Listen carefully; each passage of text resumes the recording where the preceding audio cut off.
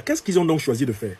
Comme l'Alliance des États du Sahel se constitue en confédération et que cela a été acté dans la déclaration du 6 juillet 2024, ils disent que désormais, ils vont mettre en place un système de visa de telle façon que les Africains, Maliens, Nigériens et Burkinabés ne pourront plus entrer dans les pays de la CEDEAO sans visa. Astaghfirullah.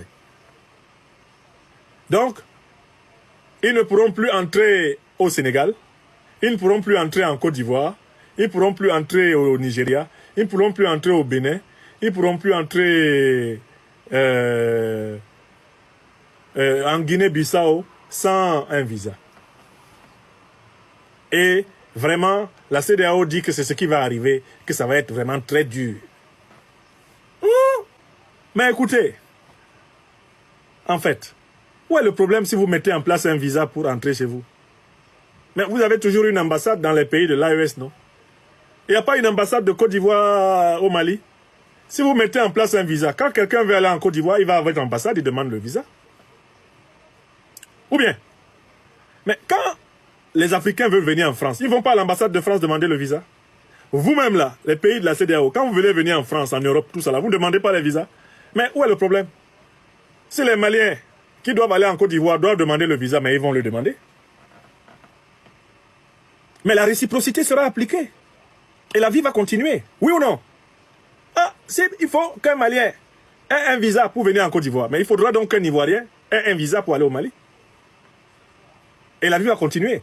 Si un Sénégalais, si pour qu'un Malien entre au Sénégal, il lui faut un visa, mais il faudra qu'un Sénégalais ait un visa pour entrer au Mali. C'est pas fini. Ah, un Nigérien, il ne peut plus aller au Nigeria sans visa. Mais un Nigérian ne pourra plus aller au Niger sans visa. Il y aura une péréquation. Chaque pays va gagner beaucoup d'argent. Hein?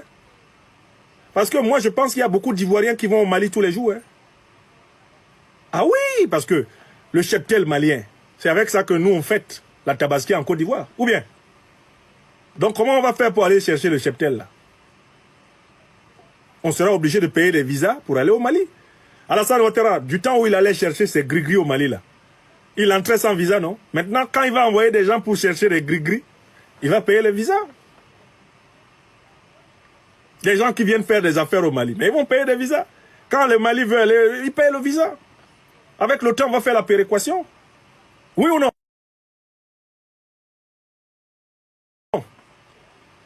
Donc, voilà des gens qui s'asseyent.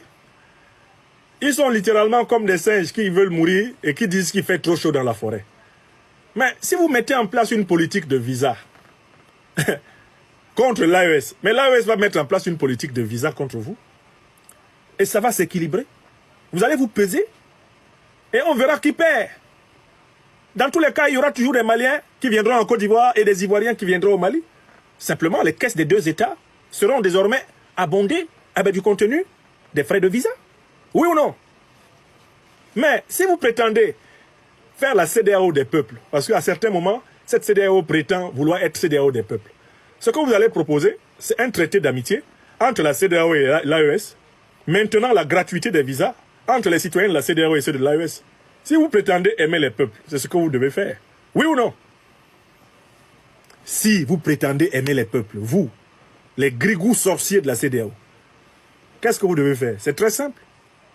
Justement, proposer un traité d'amitié entre l'AES et la CEDEAO, comme il y a des traités d'amitié entre la CEDEAO et l'Union européenne, entre la CEDEAO, je ne sais pas, les États-Unis, etc. Vous faites un traité d'amitié, c'est ça la diplomatie. Il y a des diplomates dans l'AES, il y a des diplomates dans la CEDEAO, mais ils peuvent faire des textes permettant aux deux organisations régionales de coopérer et de vivre en paix. Mais le président Traoré a rappelé ça, le président Tiani a rappelé cela, le président Goïta l'a rappelé. C'est un aller sans retour. Si la CEDEAO là existait uniquement pour le Mali, le Burkina et le Niger, alors fermez la CEDEAO, qu'elle disparaisse et qu'on n'en parle plus jamais. Je recommence une deuxième fois. C'est un aller sans retour. Nous sommes en train de bâtir l'Afrique d'aujourd'hui, de demain, l'Afrique de toujours, sur des principes fermes et inébranlables. D'accord? Donc si vous pensez que le Mali, le Burkina et le Niger sont tellement essentiels à la CEDEAO que s'ils ne sont pas de retour à la CEDEAO ne va plus exister, fermez les portes. mettez la clé sous le paillasson. Bye bye CEDEAO, CEDEAO à Bana, Péou, Péou. Terminé. D'accord? Mais si vous voulez compliquer la vie aux citoyens de la CEDEAO, et aux citoyens de l'AES, pardon, dans la CEDEAO, mais les citoyens de la CEDEAO dans l'AES, vous allez leur compliquer la vie. C'est tout. Vous voulez compliquer une situation qui était déjà très compliquée, elle sera très compliquée. Et l'expérience a bien prouvé que le port d'Abidjan, le port de Cotonou, le port de Lomé, le port d'Accra, le port de Conakry vivent aussi des exportations et des importations des pays sans littoral. Oui ou non? C'est vous qui avez besoin de recettes portuaires. C'est vous qui avez besoin de rentabiliser vos ports. Si vous ne voulez pas rentabiliser vos ports, d'autres pays vont en profiter. Le Togo profite bien des bêtises du Bénin. Oui ou non?